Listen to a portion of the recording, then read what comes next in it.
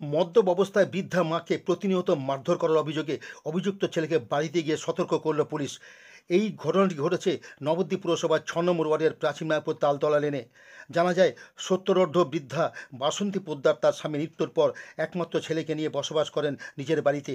কিন্তু তার ছেলে রাজু পোদ্দার প্রতিদিন মদ্যপ অবস্থায় মায়ের উপর শারীরিক নির্যাতন চালায়। অত্যাচারের মাত্রা বেড়ে যাওয়ায় বৃদ্ধা ঘটনাটি পুলিশকে জানালে নবদ্বীপ থানার পুলিশ গিয়ে প্রাথমিকভাবে ছেলেকে সতর্ক করে ছেড়ে দেয়। জানা গেছে, শেষ পর্যন্ত মায়ের অনুরোধেই পুলিশকে ছেলের বিরুদ্ধে আইন অনুযায়ী ব্যবস্থা নেওয়া থেকে বিরত থাকতে হয়।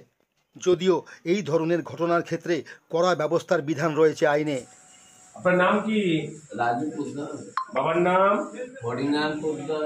উনি কে হন? বুদ্ধদেব পোদ্দার। উনি কে হন? বাসন্তী পোদ্দার। উনি কে হন? মায়ের নাম? উনি আপনার কে হন? মা। মাকে মারধর করছেন কেন? আপনার আপনার উত্তর দেন। আপনি ওনাকে মারধর করছেন কেন? কিচ্ছু না। কেন করেছেন এগুলো? আর করবেন না। কথা দিচ্ছেন তো? কবি না। মাকে বলেন, মাকে প্রণাম করে বলেন যে মা আমি কথা দিচ্ছি তোমাকে আর মারধর করে বলো। করবো না, আমি বাড়ি ছেড়ে চলে যাবো।